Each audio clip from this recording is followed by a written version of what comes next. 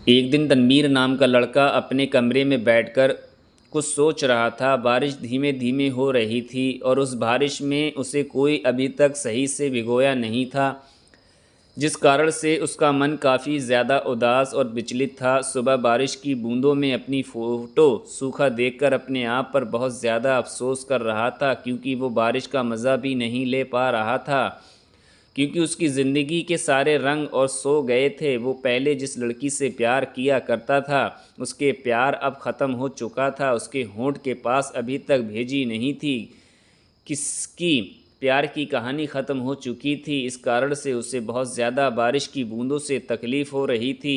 वो अपने कमरे में बैठा ये सोच रहा था कि सामने जो एक तार का खंभा है, उसको वो पूछ रहा था कि तनवीर तार के खंभे में से पूछता है कि तुम बहुत उदास लग रहे हो, तुम्हारी क्या बात है। फिर वो मन ही मन सोचता है कि तुम तो एक बिना जान वाली चीज़ हो, तुम कैसे सोच सकते हो। बारिश काफ़ी ज़्यादा तेज़ हो रही थी। तेज़ बारिश में उसे बहुत ज़्यादा किसी की याद आ रही थी और वहाँ अपने होठों को अपने हाथों से दबाते हुए कहता है कि कब तक मैं यूं ही ऐसा बैठा रहूँगा अकेले। पानी धीरे धीरे बहुत तेज़ से बारिश हो रही थी। उसका मन अब नहाने को कर रहा था। जैसे ही वो नहाने के लिए बाहर निकलता है, बारिश की बूंदें और तेज़ हो जाती हैं। हुआ अपनी सूखी ज़िंदगी में बारिश की बूंदों का मज़ा ले रहा था। वो अपनी आंगन की झाड़ियों के पीछे छुपकर नहाने का प्रयास कर रहा था। वो अपनी मस्ती में बारिश की बूंदों का मज़ा नहीं रहा था। वैसे ही कुछ लड़कियों की खिलखिलाकर हंसने की आवाज़ सुनाई देती है। तनवीर अपनी आंगन की झोपड़ी से दूसरी तरफ देखता है तो उसने पाया कि दो लड़की अपनी छत पर बेहद ही सुंदर लड़की नहा रही थीं। दोनों लड़की के पतले कपड़े उसके शरीर की बनावट को पूरी तरह से दिखा रहे थे। तनवीर की सोच इस तरह की बिल्कुल भी नहीं थी, लेकिन उसकी उम्र अब लगभग 20 साल से बाहर हो चुकी थी।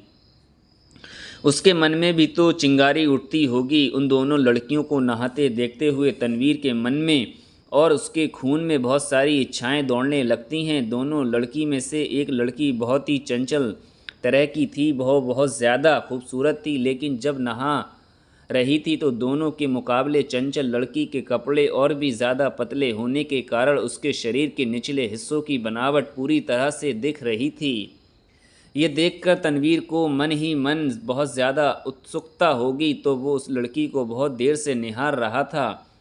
वो लड़की अपनी सहेली के साथ, दोनों लड़की मिलकर खिलखिलाकर हंसकर नहा रही थीं।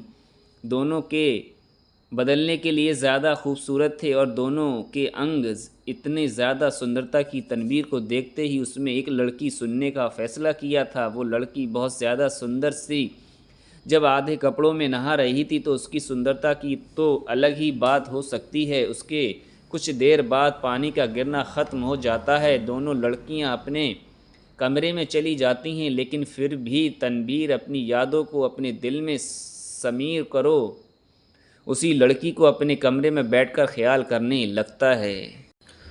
माना कि वो लड़की को उसके घर के बिल्कुल नज़दीक में ही रहा करता था, लेकिन उसका मन और लड़की को देखने के बाद लगा ही नहीं और ना ही वो लड़की दोबारा कभी उस छत पर देखी थी। तनवीर अपने कमरे में बैठकर कभी कभी उस घर के छत को बेहद प्यार भरी नज़रों से देखा करता था, लेकिन किसी भी समय वो दोनों लड़की में से कोई भी लड़की छत पर नहीं दिखती थी। ऐसे में बहुत ज़्यादा गंभीर सा रहने लगा था। बारिश का समय था। दिन में कितनी बार बारिश हो जाया करती थी, लेकिन उस दिन के बाद से मैं दोनों लड़की तनवीर को एक बार भी नहीं दिखती थी। एक दिन अपनी कार से तनवीर घर आ रहा था, कहीं गया था कोई काम से। अचानक उसे रास्ते में मिल जाती है। बारिश में खड़ी हुई लड़की तनवीर को रुकने का इशारा करती है।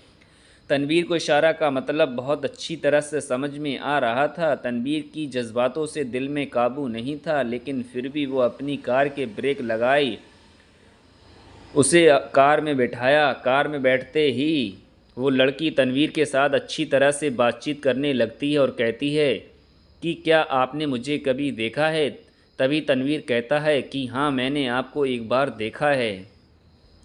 उसके बाद वो लड़की कहती है कि आपने मुझे कहाँ देखा है बताइए। उसके बाद तनवीर कहता है कि एक दिन जब मैं अपने रूम में अपने घर के आंगन में नहा रहा था, तभी मैं आपको और आपकी सहेली दोनों को अपनी छत पर नहाते हुए देखा था। तभी लड़की थोड़ी सी शर्माते हुए बोली कि क्या आपने मुझे नहाते हुए देखा है? फिर उसके बाद तनवीर ने उसकी जवाब को टाल मटोल करते हुए कहा कि आपको कहाँ जाना है बताइए, मैं उतार देता हूँ। तो वो लड़की कहती है कि आप जहाँ जा चाहते हैं वहाँ मुझे उतार दीजिए, आप जहाँ बता दीजिएगा वही मेरी मंजिल होगी।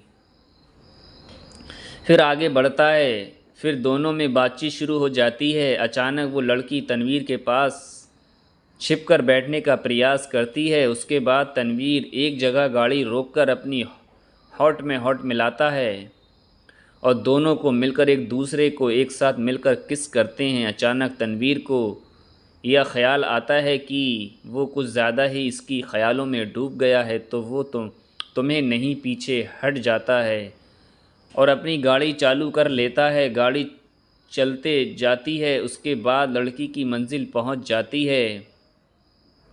लड़की कहती है कि मेरी मंजिल तो आ गई है, मुझे यहीं उतार दो।